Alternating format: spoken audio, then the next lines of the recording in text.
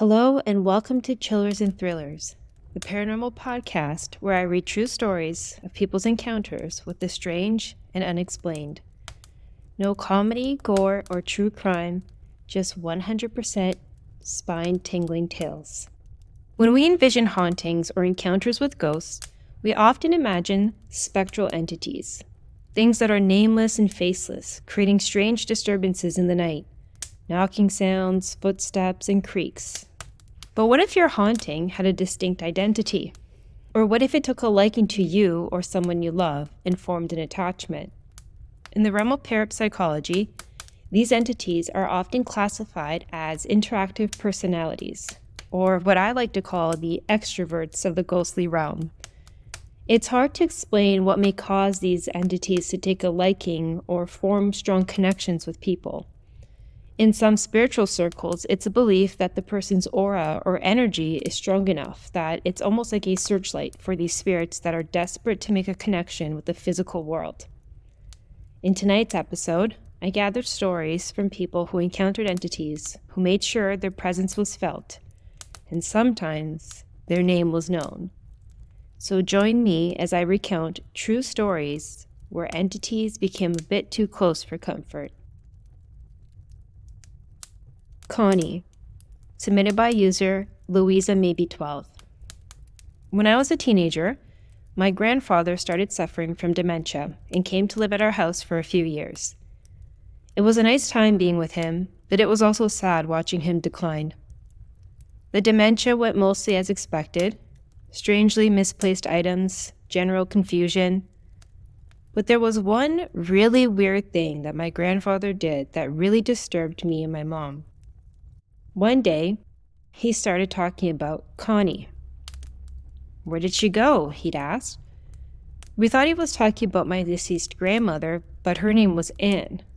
No one in our family was named Connie, so we figured he was just confused. But he kept asking about Connie.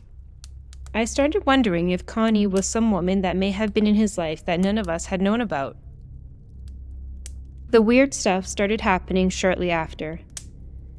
He would randomly have his shoes tied already by seemingly no one. He had long ago lost the motor skills to do this himself.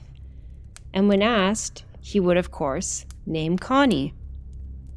One day, he casually explained there would be a storm coming, and shortly after, one would come. Again, he said Connie told him. There are lots of little things like this. Furniture and doors moving around, mysterious footsteps at night.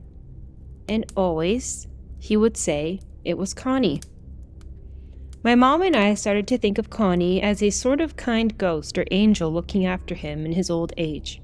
Until one day he was talking about Connie, and he grabbed my hand suddenly and looked at me with his eyes wide and his lip trembling. He looked terrified. "Where's Connie?" he asked, as usual. "She's not here," I said, my usual answer. "Quick! Shut the door. Don't let her find me. Quick, before she gets me again." A creepy feeling came over me. "Who is Connie?" I asked for the millionth time. But he just put his hands over his face and started to rock back and forth, moaning. After that, we heard less about Connie, but mostly because we were too creeped out to keep asking about the weird noises and the random things he seemed to know. However, one night I woke up to the sound of footsteps and scratching. The footsteps were fast, like someone was running around the house. I hesitated to leave my room, scared of what I would find. I saw a figure down the hall, turning around the corner, and I almost stopped there and shut my bedroom door when I heard my grandfather moaning and realized the figure was him. "Grandpa?" I asked as I went over to him. He was scratching frantically at something. "What is it?" I touched him on the shoulder, and he turned around startled. On the table was a ripped-out page from a magazine ad of a woman, and he had scribbled in pen all over her eyes. "Connie's eyes," he said. "Her eyes are missing. She's horrible. Why won't she leave me alone?"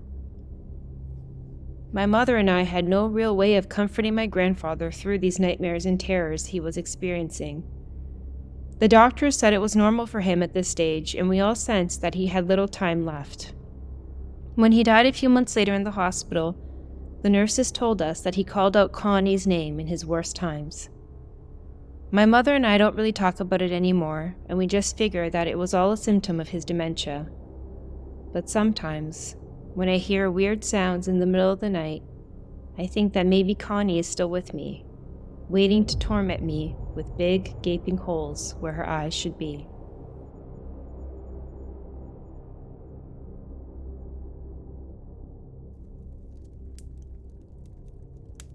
James, submitted by user Violet K.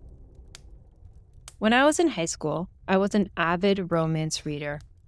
I'd sneak all of my mother's Harlequin novels and lock myself in my bedroom and just absorb all of its cheesy, dramatic goodness. So when I started dreaming of this dashing young fellow in a breezy, ruffled white shirt and riding boots, I was ecstatic. His name was James, and he had this old-time English accent that I couldn't quite place. The dreams started out naturally. Once a month, he'd pop in, sometimes twice. Then it became more frequent, 1 to 2 times a week. It would always start the same. I'd be dreaming of myself sleeping in my bed, and I'd wake up to find him standing in my room. His eyes glowed this vibrant green, and he kept pushing his ruffled hair back in this sexy way. The way he looked at me is what I became obsessed with. There was this yearning, this deep devotion to me. I would wake up thinking, that's what it feels like to be in love. He would always approach me slowly, hesitant to make sure I wasn't scared. Then he would tell me I was beautiful and ask me to dance. Music would appear out of nowhere, and I would look down and find myself in this beautiful laced nightgown and flowers in my hair, and we would waltz in the moonlight. You can see why a 17-year-old girl would become obsessed with this.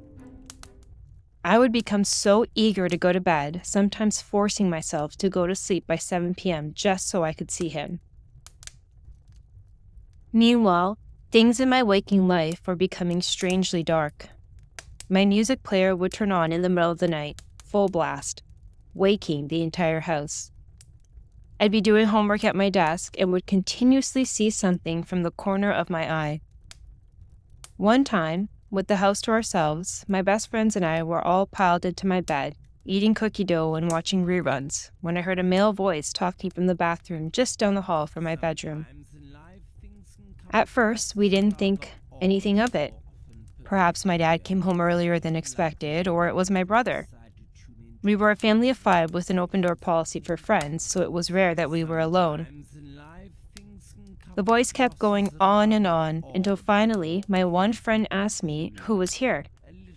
I muted the TV and we listened. And then I realized the voice had an accent. I got a terrible shiver down my back and I yelled out, "James?" And suddenly the voice stopped. I finally told my best friends about my dreams and their faces went white. 2 nights later, I dreamt the same dream. I was dancing with James, but the energy was different. His grip on me was firmer. And as we danced, the whole time he was growling in my ear, "You are mine, and no one can have you." A week later, I begged my mother to let me move out of that bedroom and come upstairs. My younger sister switched with me, and she stayed there for years, and my dreams were gone. A little over a year ago now, my sister and I were helping my mother clean out the room so she could transform it into her own office. My sister and I were going through things, and she randomly started laughing and said, "James won't like this." I've never felt more cold or sick or terrified in my life. "What did you say?" She looked embarrassed and waved her hand to pass it off before carrying back to the boxes. "James? Englishman who dances?" I asked. She nodded. "He's not a very nice man." We left the room as fast as we could. Our mother still uses it for her office, and she thinks it's a load of baloney when we tell her the stories, saying she's never felt anything, but my sister and I are so freaked out by it all that will rarely do laundry when we visit home, as the laundry room is right beside the bedroom. I think we both became firm believers that very day.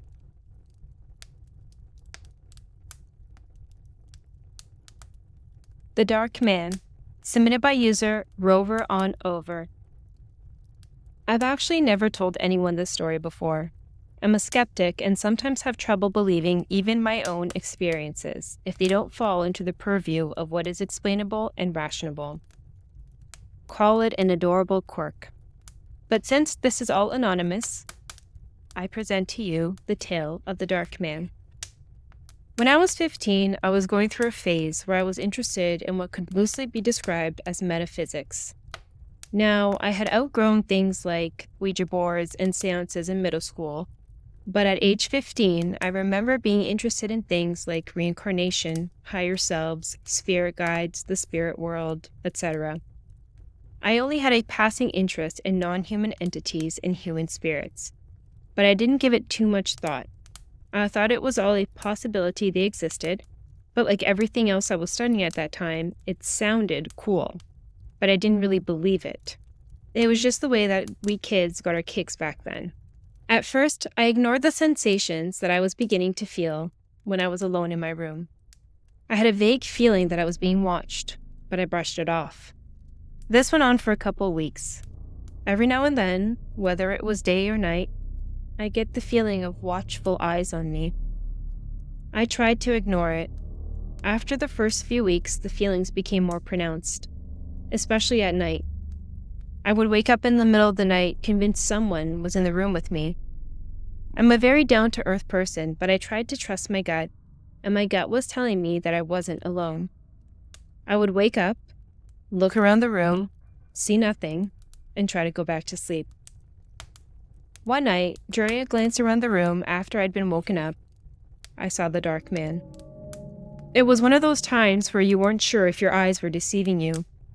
What looked like an outline of a humanoid figure was standing at the foot of my bed. It had no distinguishable features, no face. I could see through it, but it was darker than everything else around it. I threw my covers over my head, convinced myself that it was just my imagination, and went back to sleep. The days that followed got progressively more intense for me. I didn't see the Dark Man during the daylight hours, but every now and then at night, I'd see him. Usually at the foot of my bed, but a couple of times standing in the corner of the room. He was always the same shape and size. I was still being woken up almost every single night between 2 to 3 a.m. Sometimes I wake up with a little start like I'd had a nightmare, and sometimes it felt like something had touched me. The touch is hard to describe. I want to say it was almost like a punch, but it wasn't that hard. You know when you make a bad joke and your friend playfully punches you in the shoulder? It felt like that. All of this was unnerving enough, but one night, when the Dark Man pressed down on me, I'd had it. I know what you're going to say, sleep paralysis. That's what I thought at first too. I was scared out of my wits and had to believe something, but this was not sleep paralysis. For one, I was not asleep, nor was I anywhere near to falling asleep. No, it felt like something jumped on top of me all of a sudden. I jumped up immediately, and although I was 15, I spent the next 3 nights sleeping with my mother. I spent a lot of time trying to figure out what to do. I didn't want to tell my parents since they'd think I was nuts, and the only friend I told laughed when I told her. It had gone to the point where I could only be in my room with all the lights on, and I was spending most nights sleeping on the couch in the living room or sleeping with my mother. Something I would have rather died than admit to back in the days. I vividly remember sitting on my bed, all the lights on, and telling my friend over AOL Messenger that I was going to try to communicate with it. I don't remember how I tried to do this. I probably convinced myself that I was meditating and that it would somehow do something. Teenage logic. Eventually, I did break down and tell my mother, "There's something in my room." My mom, being the sweet Midwestern woman she is, helpfully suggested that I talk to the pastor of a church we did not attend, but otherwise thought it was all in my head. Meanwhile, I was terrified to be in my room alone. I could feel the presence almost all the time, even if I couldn't see him, and I was beginning to be able to smell him. He smelled like something burnt, which scared the ever-loving crap out of me. I did half-hearted cleansing rituals, which I'm sure accomplished exactly nothing. I tried talking aloud to it, but it still was there in the dark. There were lots of small incidences connected with this. Things disappearing, words appearing in small places, pets coming into my room and staring intently at nothing that I'm sure I could placate with my mind with excuses as to what they were. But the way I finally got rid of the dark man was something so stupid that I'm almost embarrassed to admit it. I wrote him a letter. My letter was very heartfelt. I'm sure a begging entreaty mixed with teenage bravado about spiritual warfare, and even a few, "I don't need you watching over me, I can handle everything on my own" type sentences. And I left it face up on my bedspread, then left the room for an hour. When I came back, the letter was face down on my bedspread. This is important. There were no fans in my room, no open windows, and my bed was far enough from the door that the act of closing the door would not have caused a draft. But from that time on, I had no more visits. I've never had anything else like that ever happen to me. Love M, submitted by user Melodrama Llama. When I was in high school, one of my friends was very into playing with Ouija boards. She was living with her grandparents because of her family situation, and I was living on my own because of mine. I really liked going over to her house because I was very lonely at the time, and her grandmother always had a full pantry. My friend and I used to hang out in her room for hours, trying to contact dead celebrities. And the Ouija board worked. The planchette would move. We would have conversations with whoever. We did talk to someone whose name started with M. Actually, M was the only name they ever gave. The planchette would start to move in a really fast, aggressive triangle when M showed up. And M was bad news. M's defining feature was that it did not like me at all. It would spell out terrible things about me, about how and when I would die and that kind of thing. I know the Ouija is supposed to be subconscious movement, but it seemed very purposeful and real. Even if we invited other people over, M would show up. It was creepy. Eventually, we moved on to other pastimes, and I stopped thinking about it. A few months into our senior year, my friend and I had a falling out and stopped talking. I didn't have a lot of friends at the time. It's hard to believe that a manic-depressive poetry nerd with a Ouija enemy wasn't very popular, but it's true. After school, I used to go back to my little apartment where I lived alone, listen to music and read, and try to get to the one channel that I could get on my ancient TV. I was bored. I wanted someone to talk to. You can guess where this is going. I started to play Ouija by myself, using a Ouija board that I'd drawn. And it worked. Or I made it work. Or whatever. Eventually, M showed up again with triangles and nasty words and messages of doom. And even though I was pretty sure M was some kind of creation of my self-hating subconscious, I decided not to play anymore. Then, things started to get a bit weird. First, it was dishes clattering in the kitchen. Not constantly, just occasionally. The first few times I went to check it out, but I didn't see anything. After a while, I stopped getting up to look, but the noises kept happening. I started to get uncomfortable in the apartment. Have you ever had a bad feeling about a place? Like seriously bad vibes? I felt that way in my apartment, particularly in the bathroom. But I figured I was just being silly, lonely, over-imaginative. One night, I was doing some drawing in my sketchbook. I did some paintings too because I was painting some props for a play I was on the crew for at school, and I was waiting for them to dry. I went to bed with everything laid out on the living room floor. The next morning when I woke up, I didn't have my glasses on, so everything was kind of blurry. I saw my paintings and the finished props and thought, oh good, those should be dry. And I was about to go get dressed when I noticed something on the floor. It looked like another painting. I went closer. It was a page torn out of my sketchbook and turned over so the image was on the back. It was a message.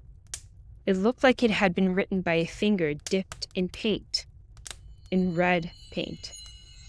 And it just said, die, in big red letters. And at the bottom right-hand corner was the letter M.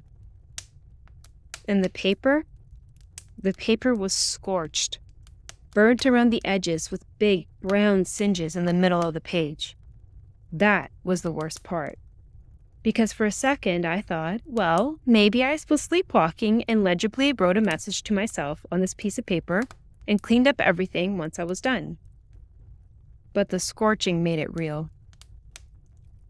I stood there feeling like someone had dropped a cold stone down into my stomach for quite a while, holding this horrible thing. And my choices were really that I had done it and couldn't remember, that someone else had broken in and done this very specific thing and left without me hearing, or that no one had done it.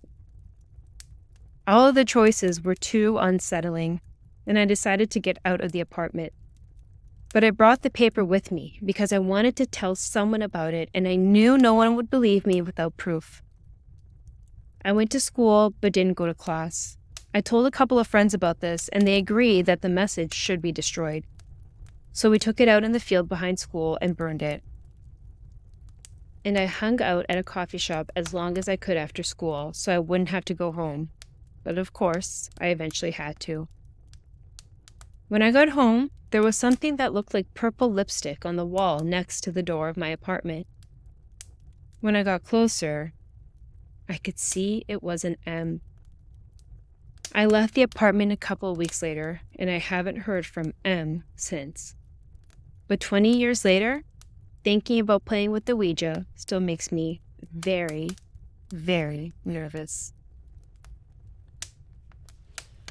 Our last story, listeners, is one that hits close to home. This story was one I grew up listening to. The story my mom would tell me when I would beg her to tell me a ghost story. This is my mother's story and her terrifying encounter. In late 1982, my husband and I were newlyweds, looking for our first home to rent in São Paulo, Brazil. By luck, we found a whole house for rent.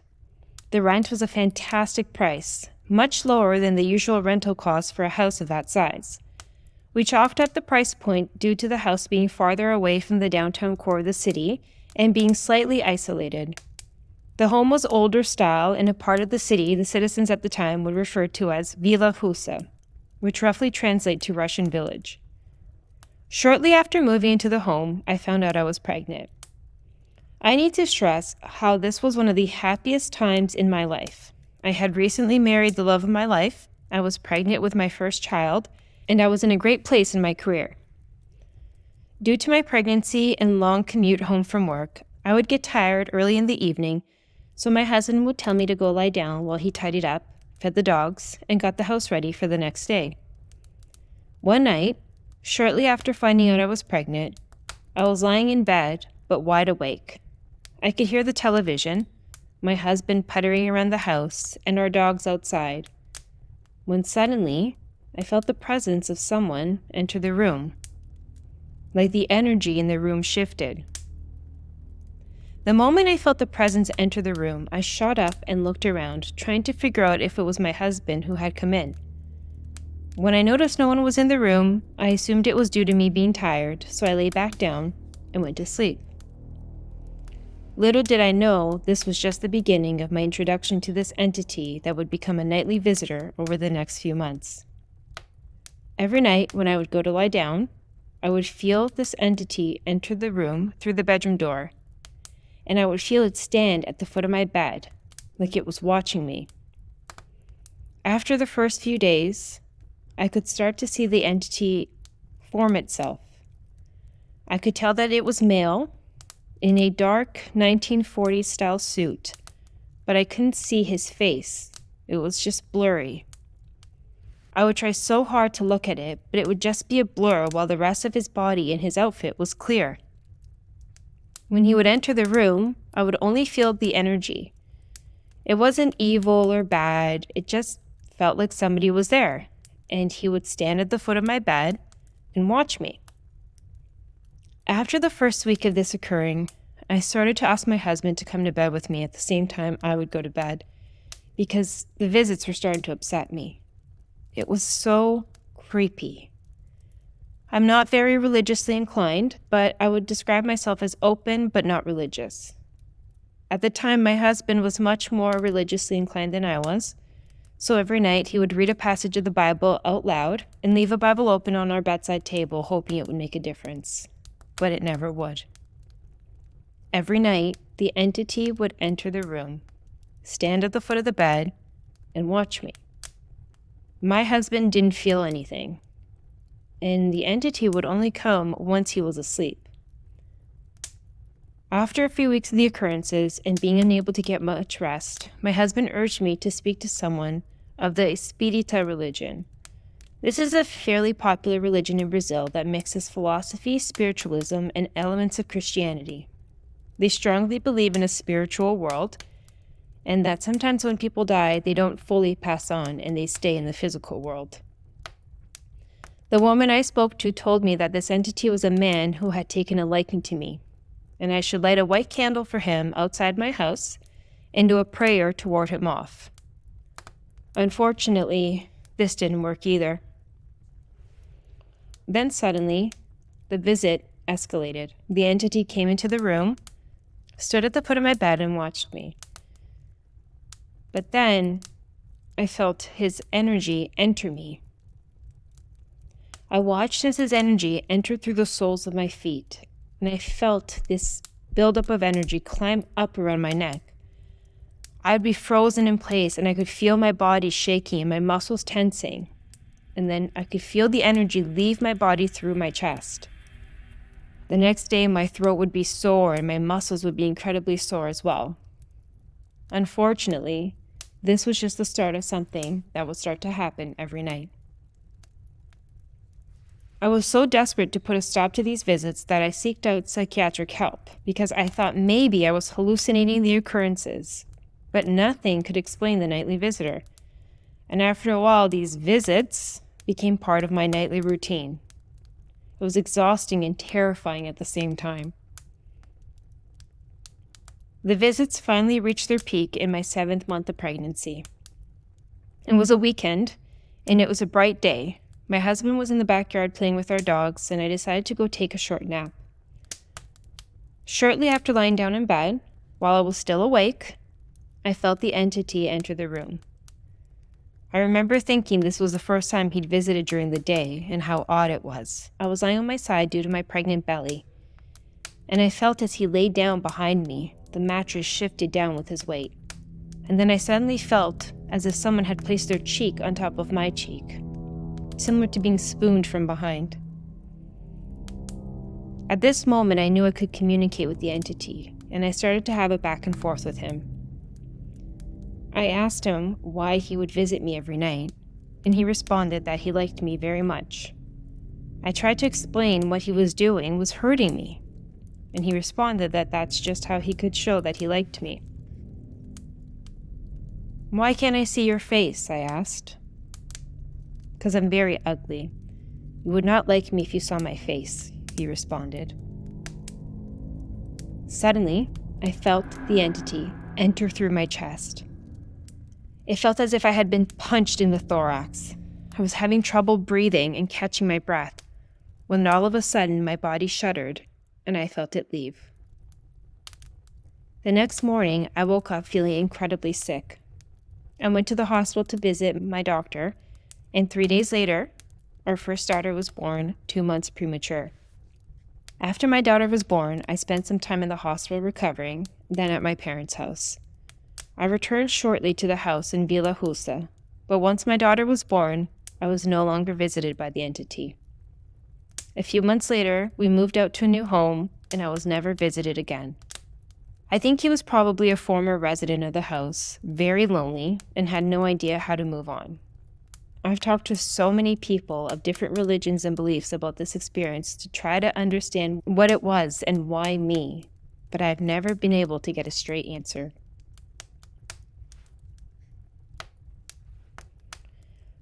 And that's all for this episode. What are your thoughts on these stories? Have you ever had a spirit attach itself to you or someone you loved? As always, thank you very much for tuning in. If you get a chance, I would really appreciate it if you subscribe to the podcast and left a rating and review in your preferred podcast provider. If you're looking for more stories, don't forget to check out the YouTube channel as well. Our next episode will be our Season 1 finale, a 1-hour-long Christmas special.